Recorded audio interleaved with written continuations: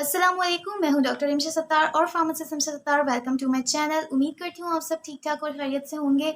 आज हम एक बहुत इंपॉर्टेंट टॉपिक के ऊपर बात करने वाले हैं, ब्रेस्ट कैंसर के ऊपर हम बात करने वाले हैं। ठीक है, क्योंकि ये बहुत ज़्यादा कॉमन हो चुका है। ठीक है, और हर एज ग्रुप की जो वुमेन है उनमें ये मौजूद है और उनमें पाया जाता है। लेकिन मोस्ट कॉमन जो है ये 50 अबव और 50 एज की वुमेन के अंदर होता है। लेकिन अब ये यंग गर्ल्स के अंदर, यंग लेडीज़ के अंदर भी पाया जाता है। तो इसलिए मैंने सोचा इस पे एक पब्लिक अवेयरनेस वीडियो बना ली जाए ताकि सबका फ़ायदा हो सके। तो इस पूरी वीडियो को आपने गौर से देखना है, गौर से सुनना है, हर चीज़ अच्छे से समझनी है। ठीक है, कोई भी मसला मसाइल हो आप मुझसे कमेंट सेक्शन में पूछिएगा, तो मैं उससे सॉर्ट आउट करने की इंशाल्लाह कोशिश करूँगी। वीडियो पसंद आए तो लाइक, सब्सक्राइब और शेयर कीजिएगा, और ताकि आपको इसी तरह की और भी वीडियोस मिल सकें, बेल आइकन प्रेस कर दिएगा। ठीक है, चलिए वीडियो स्टार्ट करते हैं। तो सबसे पहले हम बात कर लेते हैं कि ये कितना कॉमन है। जैसे 100 आउट ऑफ 10 वुमेन को ये इस ब्रेस्ट कैंसर होने के चांसेस होते हैं। ठीक है, दूसरी बात ये कि ये हर एज ग्रुप में पाया जाता है, जैसे मैंने आपको बता दिया है। फिर अब बात करते हैं कि ब्रेस्ट कैंसर है क्या। सबसे पहले तो हमें ये बात पता है कि हमारी पूरी बॉडी जो है वो सेल्स से मिलकर बनी है, और हर सेल में अल्लाह ताला ने एक डीएनए रखा है जिस पर जीन्स मौजूद होती हैं जो कि हमारे सेल्स के फंक्शन को गाइड करती हैं, उसे सेल को गाइड करती हैं कि फंक्शन क्या क्या प्रॉपर्ली तरीके से करने हैं। ठीक है, अगर वो जीन्स किसी भी वाइस क्या हो जाए, म्यूटेशन हो जाए, उसमें कोई तब्दीली आ जाए, तो क्या होगा कि जो सेल होता है वो एबनॉर्मली ग्रो करना स्टार्ट हो जाता है, और ये नॉर्मल ग्रो कर रहा है। ठीक है, अब वो क्या बन सकता है, बाद में जाके ट्यूमर या कैंसर भी बन सकता है। ठीक है, तो ये बात तो एक जनरल बात हो गई, ये कैंसर होता क्या है। अगर यही चीज़ ब्रेस्ट कैंसर ब्रेस्ट में हो तो ये क्या कहलाएगा, ब्रेस्ट कैंसर कहलाएगा। ठीक है, अच्छा, अब कैंसर अगर किसी भी ऑर्गन के अंदर कैंसर हो चुका है, किसी भी आज़ा के अंदर कैंसर हो गया है, ट्यूमर सेल्स बन गए, कैंसर सेल्स बन गए। ठीक है, अब अगर वो मतलब उसी ऑर्गन के अंदर, उसी आज़ा के अंदर लिमिटेड रहे, सही है, उसी के अंदर रहे, तो वो स्टेज 1 और स्टेज 2 कैंसर होता है, जिसे कंट्रोल करना बहुत ज़्यादा आसान है। अब जितनी एडवांस टेक्निक्स आ गई हैं उसके ज़रिए इसे कंट्रोल किया जा सकता है। ठीक है, अच्छा, अगर ये कैंसर जो है एक ऑर्गन से दूसरे ऑर्गन्स के अंदर फैलता है, सही है, तो वो स्टेज 3 और स्टेज 4 में आ जाता है, जो कि लाइफ थ्रेटनिंग है। ठीक है, और इसीलिए कहते हैं कि जितना जल्दी हो सके कैंसर की जांच हो सके, उसकी तशखीस की जा सके, तो क्या, ताकि उसे ट्रीट किया जा सके, क्योंकि स्टेज 1 और स्टेज 2 का कैंसर जो होता है वो ट्रीटेबल है। अब जितनी एडवांस टेक्निक्स हैं उनके ज़रिए उसे ट्रीट किया जा सकता है। ठीक है, अच्छा, अब इसकी कॉजेज़ के ऊपर आ जाते हैं कि क्या क्या वजूहात होती हैं जो कि ब्रेस्ट कैंसर कॉज कर सकती हैं। सबसे टॉप पे हमारी आ जाती है जेनेटिक। ठीक है, जेनेटिक यानी जीन्स में होता है, हेरिडिटी होता है, ये सब चीज़ें अगर किसी की फैमिली में है तो उससे ज़्यादा रिस्क है कि उसे ब्रेस्ट कैंसर का ज़्यादा रिस्क है। इसके अलावा अगर जीन्स में म्यूटेशन हो जाए किसी भी वाइस तो है। इसके अलावा अल्कोहल अगर कोई ले रहा है, कोई स्मोकिंग करता है, इन चीज़ों के बाइस भी हो सकता है। बर्थ कंट्रोल पिल्स के बाइस भी जो है वो ब्रेस्ट कैंसर हो सकता है, सही है। और अर्ली और लेट मेंस्ट्रुएशन और मीनोपॉज की वजह से जो है वो ब्रेस्ट कैंसर हो सकता है। इसके अलावा जैसे कि मैंने आपको कहा कि जितना जल्दी हो सके क्या किया जा सके, इसको एग्जामिन किया जा सके, इसकी जांच की जा सके, उतना ज़्यादा बेहतर है।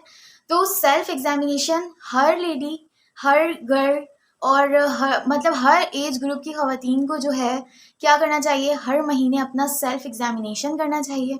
सेल्फ एग्जामिनेशन 2 तरह से हो सकता है, विजुअली और बाय टच। ठीक है, देख के करना है और बाय टच यानी छू के करना है। ठीक है, तो विजुअली कैसे करेंगे आप लोग एग्जामिनेशन, अपने आप को देखना है, क्या क्या साइंस और सिम्टम्स देखने हैं आपने, कि कोई रेडनेस तो नहीं है, ठीक है, किसी किस्म की स्वेलिंग तो नहीं है, स्किन का टेक्सचर प्रॉपर है या नहीं, किसी किस्म का डिस्चार्ज तो नहीं हो रहा, ठीक है, कोई लंप यानी गुठली टाइप और नॉट तो नहीं है मौजूद, ठीक है, जो कि विजुअली दिख रही हो। ठीक है, ये चीज़ें देखनी है। इसके अलावा निपल इन्वर्जन सही है, उसका साइज रिड्यूस तो नहीं हो रहा, सिमेट्री चेक करनी है दोनों की, बहुत ज़्यादा फ़र्क है तो वो चीज़ें ऑब्ज़र्व करनी है। ठीक है, ड्रॉपिंग तो नहीं हो रही, ये चीज़ें आपने ऑब्ज़र्व करनी है। ठीक है, सेकंड आपने ये करना है कि आपने करना है बाय टच एग्जामिनेशन। इसके लिए मैं एक short clip of video attach कर दूंगी वीडियो में। ठीक है, तो आपने उसे गौर से देखना है और उस तरह से आपने हर महीने अपना एग्जामिनेशन करना है बाय टच। ठीक है, Stand in front of a mirror. Use your index, middle and ring finger. Gradually keep increasing pressure in a circular motion. Follow a simple U-shaped path.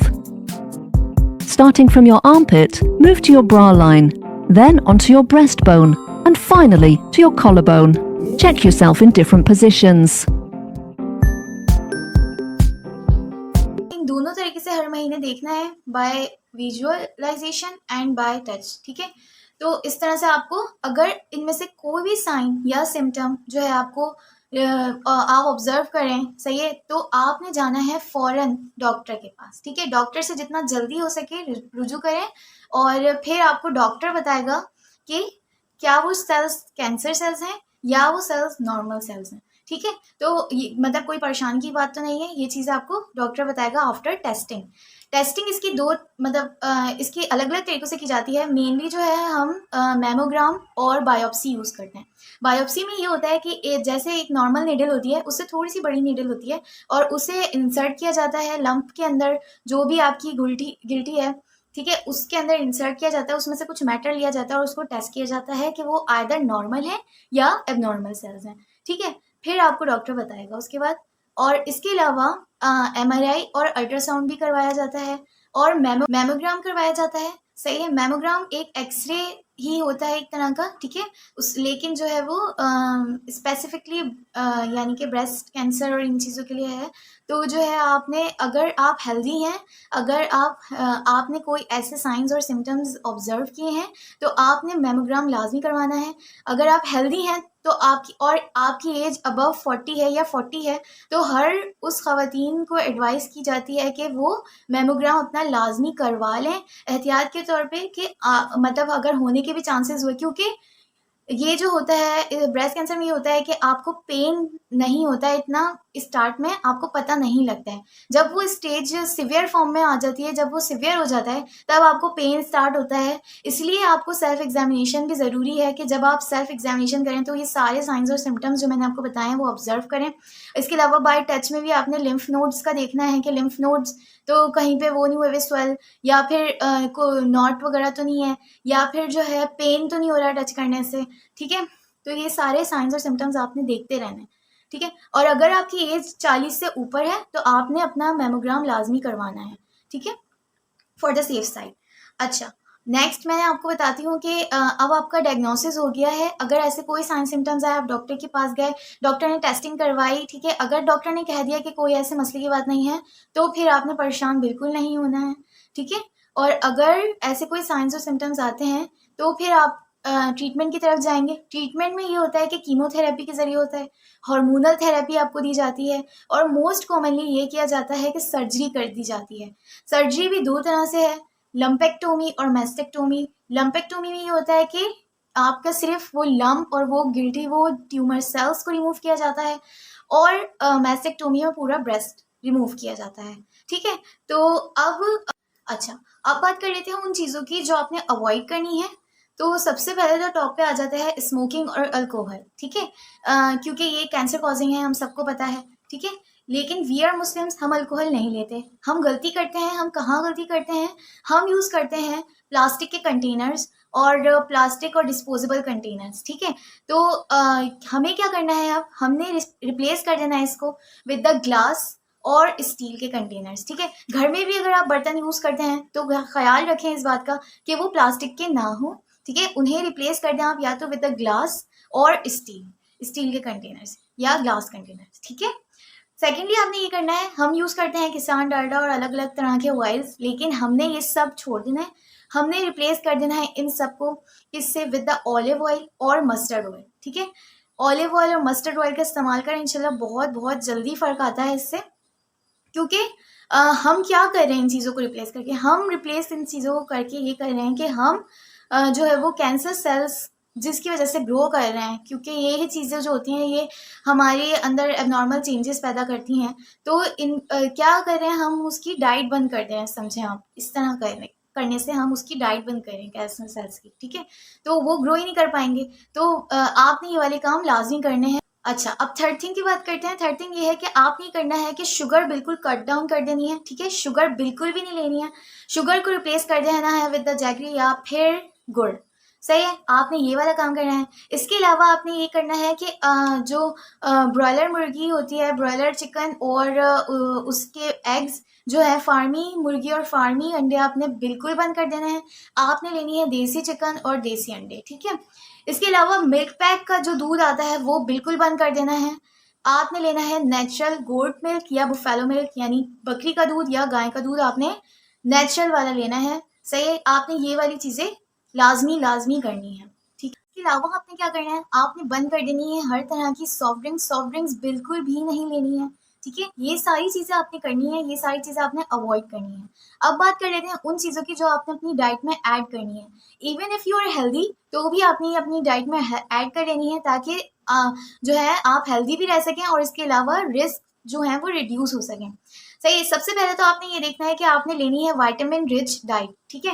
Vitamin rich, अब क्या चीज़ आपके सबसे पहले ध्यान में आती है, फ्रूट्स आते हैं, ठीक है। फ्रूट्स जो हैं वो विटामिन रिच हैं। इसके अलावा अल्लाह ताला ने फ्रूट्स के अंदर एंटी कैंसरस प्रॉपर्टीज़ भी रखी हैं, तो इसलिए जो है आप जितना हो सके फ्रूट जूसेस वगैरह बना के पिया करें। जैसे कि टॉप पर आ जाते हैं carrot juice, Apple juice, raspberry juice और ब्लूबेरीज का जूस, ठीक है। इन सब के जूसेस का आपने इस्तेमाल करना है। इसके अलावा आपने लेना है ड्राई फ्रूट्स, वॉलनट्स, नट्स वगैरह, ठीक है। इसके अलावा आपने लेना है फिश के साथ साथ आप लेना है चिकन और एग्स, लेकिन ये दोनों चीज़ें क्या होनी चाहिए, देसी होनी चाहिए। ब्रॉयलर चिकन और उसके एग्स नहीं लेने हैं, ठीक है।